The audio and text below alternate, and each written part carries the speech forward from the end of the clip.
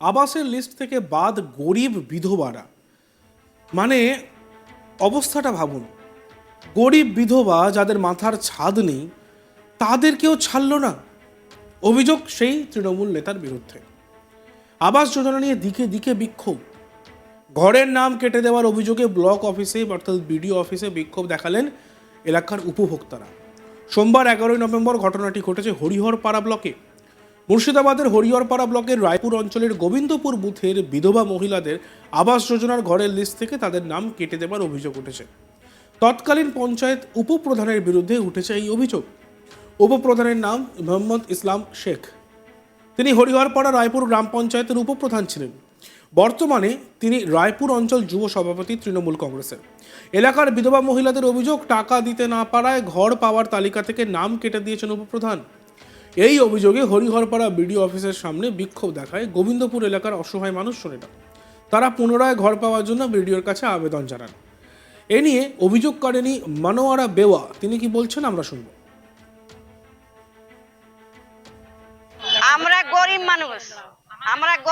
গরিব মানুষ, আমাদের ঘর বাড়ি কিছু নেই, পাথরের বেড়ার ঘর, তাতে আমরা থাকবো কোথায়? পানি হলে তো আমাদেরকে রাত্রে বসে থাকতে হয়। তার জন্য আপনাদের কাছে এসেছি। ঘর দেশে ঘর আমাদেরকে দিল না, যাদের দোতলা বাড়ি তাদেরকে ঘর দিচ্ছে, আর আমরা টাকা দিতে পারিনি বলে আমাদেরকে ঘর দিল না। হ্যাঁ, আমার লিস্টে নাম ছিল। লিস্টে মেম্বারকে বলি যে মেম্বার আমাদের ঘর এসেছে। হ্যাঁ হ্যাঁ এসেছে, তাই বলে আমাদেরকে ভুগে রেখে হয়। আমাদের কাছে টাকা চেয়েছিল, আমরা পেটে খাবো না টাকা দেবো। 10,000 ইসলাম মেম্বার, হ্যাঁ উপপ্রধান ছিল। তো তাহলে আমরা টাকা দিতে পারি না, আমরা পেট চালাবো না, আমরা ওকে টাকা দিব বলেন? আমাদের স্বামী যখন উৎকারের মানুষ নাই, তাহলে আমরা কি করে টাকা দিব কে? হ্যাঁ, আমরা বিডিওর কাছে এসেছি, বিডিওকে আমরা এই অভিযোগ জানালাম আমাদের ইসলামের নামে, সবার নামে। আমরা তো স্বামী নাই, তাদের আপনাদের কাছে এসেছি। আরও এক অভিযোগকারী নকুল কর্মকারের বক্তব্য আমরা শুনব।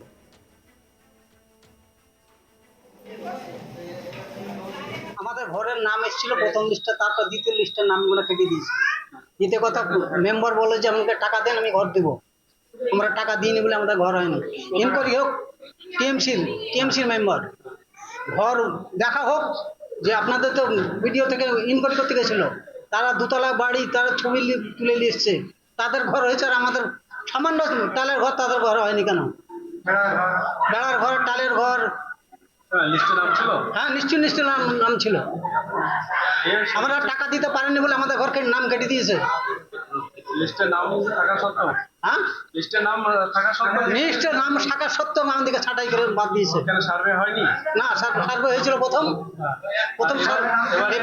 এবারে যারা ইনকোয়ারি করতে গেছিল তাদের ইনকোয়ারি হয়নি। না, আমাদের ঘর করেনি। আমাদের টালের ঘর। আমি আজ আমাদের বয়স 60 বছর হচ্ছে, এইরকম ঘরই আছে আমাদের।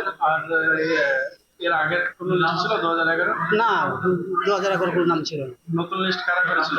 নতুন লিস্ট ওই এরা করেছে, টিএমসির মেম্বার আগে করেছে। আগে টিএমসির মেম্বার করেছিল, শাহমদ করেছিল ইনকোয়ারি। আপনাদের নাম যে এসেছিল ঘরে, হ্যাঁ, তখন কিভাবে হয়েছিল? সার্ভে করে হয়েছিল। যদিও অসহায় মহিলাদের তোলা অভিযোগ পুরোপুরি মিথ্যা অভিযোগ বলে দাবি করেছেন প্রাক্তন উপপ্রধান মোহাম্মদ ইসলাম। আমরা শুনে নিই প্রাক্তন উপপ্রধান মোহাম্মদ ইসলামের বক্তব্য।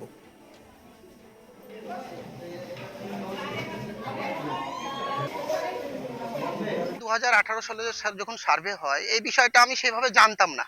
সার্ভেটা হয়ে গেল, সার্ভেটা হয়ে যাওয়ার পর সরকারিভাবে পরবর্তী সময়ে অনেক রকমভাবে সরকার চেষ্টা করেছে যে বিষয়টাকে পরিষ্কার করার জন্য। আমরা সেখানে পঞ্চায়েতে থেকে দেখেছি, অফিসারদের সঙ্গে কথা বলে দেখেছি। ফলে শুধু গোবিন্দপুর না, সারা এলাকা জুড়েই মানে যোগ্য যারা মানে ঘর পাওয়ার যোগ্য তাদেরকে বাছাই করার জন্য সরকারিভাবে বা পঞ্চায়েত লেভেলে, ব্লক লেভেলে তারা অনেক চেষ্টা করেছে। এখন সেইভাবে কোনো বেনিফিশিয়ারির যদি নাম বাদ যায়, তাহলে সেটা তো ধরুন আমরা বলতে পারবো না। আর আমরা মেম্বার, আমাদের বা যোগ্যতা কতটুকু, আমরা ঘর কেটে দেওয়া কিংবা কোনো বেনিফিশিয়ারিকে ঘর পাইয়ে দেওয়া, এই ক্ষমতাটা কিন্তু বিশেষ করে মেম্বারদের থাকে না। টাকা পয়সার ব্যাপারে এটা আমি একদম সম্পূর্ণ ভিত্তিহীন বলে মনে করি।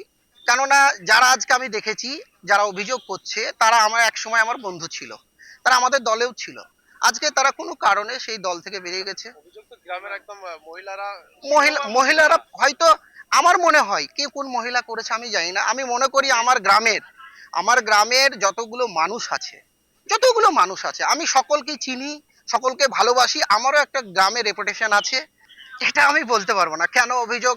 বিশেষ করে আমি দেখছি সারা এলাকাতে কোনো জায়গায় কেউ কিছু করছে না, আমাদের যারা ওখানে বিরোধী মেম্বার, এখন এলাকার পাশের বিরোধী মেম্বার, তারা এইসব বিষয়গুলো করছে। এখন এগুলো তো ধরুন ওদেরকে আমরা কিছু বলতে পারবো না, এখন তারা যদি অভিযোগ করে সেটা তদন্ত সাপেক্ষ, সেগুলো তো আমার কিছু বলার নেই।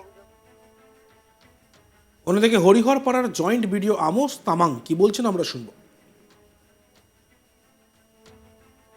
সে ওনারাও আমাদের কাছে এসেছিলেন, তো আজকে এসেছিলেন, সে অভিযোগ ছিল সে আমরা দেখি, কিন্তু এই মুহূর্তে যেহেতু ওনাদের যে একটা প্রস্তাব দিচ্ছেন, সবাই বলছেন কি আমাদের ঘর সার্ভে করতে হবে সেরকম, বাট আমি ওনাদেরকে বলেছি যেহেতু একটা নির্দিষ্ট একটা সার্ভে লিস্ট আছে, যেহেতু সার্ভে মোবাইল অ্যাপ থেকে হচ্ছে, সেহেতু আজকে ডেট দাঁড়িয়ে যেরকম আমাদের কাজ চলছে, যাদের যাদের লিস্ট নাম আছে ওনাদেরই সার্ভে হোক, সেরকম ওনাদেরকে বোঝানো হয়েছে। যদি পরে কোনো সুযোগ আছে তারপরে ওনাদেরকে বলা হয়েছে, সেরকম বলা হয়েছে। কিন্তু এই মুহূর্তে যাদের যাদের লিস্টে, ঘরের সার্ভে লিস্টে তালিকা যে লিস্ট এসেছে, ওনাদের 100% যে সার্ভে হওয়ার কথা সেটা হবে, সেটা ওনাদেরকে বোঝানো হচ্ছে। অন্যদিকে পঞ্চায়েত সভাপতি মীর আলমগীরের বক্তব্য শুনে নেব আমরা। আজকে যে ঘরের তালিকাতে আমাদের এনকোয়ারি শুরু হয়েছে, এই এনকোয়ারি শুরু হওয়ার মূল উদ্দেশ্যটাই হলো যে বারবার একটা অভিযোগ আসে যে যারা যোগ্য তারা ঘর পাচ্ছেন না, যারা অযোগ্য এবং বড় লোক তারা ঘর পাচ্ছেন।